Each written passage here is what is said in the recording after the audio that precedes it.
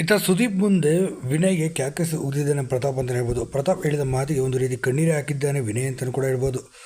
ಹೌದು, ಹಾಗಾದರೆ ಪ್ರತಾಪ್ ಈ ಬಾರಿ ಕೊಟ್ಟ ಹೇಳಿಕೆ ಏನು, ಇಂಥ ಶಾಕಿಂಗ್ ಹೇಳಿಕೆ ಕೊಡೋದು ಎಷ್ಟು ಧೈರ್ಯ ಬಂದು ಸಂಪೂರ್ಣದ ಮಾಹಿತಿ ನಾನು ನಿಮಗೆ ಕೊಡ್ತೀನಿ. ಅದಕ್ಕೆ ನಮ್ಮ ಚಾನಲ್ ಕೂಡಲೇ ಸಬ್ಸ್ಕ್ರೈಬ್ ಮಾಡಿ. ಈತ ಡ್ರೋನ್ ಪ್ರತಾಪ್ಗೆ ತಲೆ ಮೇಲೆ ಲೈಟ್ ಹಾಕ್ಬಿಟ್ಟು ಅವರ ಆರೋಪಗಳು ಏನಿದೆ ಹಾಗೆ ಅವ್ರ ಮೇಲೆ ಹೇಳೋಂಥ ಮಾತುಗಳು ಏನಿದೆ ಅಂತ ಹೇಳ್ಬೋದಿತ್ತು. ಅದರಂತೆ ವಿನಯ್ ಕೂಡ ಹೇಳ್ತಾನೆ, ಇವನು ಹೇಳೋದನ್ನೆಲ್ಲ ಸತ್ಯ, ನಾನು ಹೇಳಿದ್ದೆ ಸರಿ, ನಾನು ಹೇಳಿದ್ದು ಬಿಟ್ಟು ಬೇರೆ ಏನೂ ಸರಿ ಇಲ್ಲ ಅಂತ ಅಂದ್ಕೊಂಡು ಇವನು ಭ್ರಮೇಲಿದ್ದಾನೆ. ಇಂಥವನು ಈ ಮನೇಲಿರೋಕ್ಕೆ ಅಷ್ಟು ನನ್ನ ಪ್ರಕಾರ ಸರಿ ಇಲ್ಲ ಅಂತಲೂ ಕೂಡ ವಿನಯ್ ಹೇಳ್ತಾನೆ. ಏನೋ ನಂತರ ಪ್ರತಾಪ್ ಕೂಡ ಹೋಗಿ ವಿನಯ್ ಮೇಲೆ ಆ ಲೈಟ್ ಹಾಕ್ಬಿಟ್ಟು ವಿನಯ್ಗೂ ಕೂಡ ಹೇಳ್ತಾನೆ.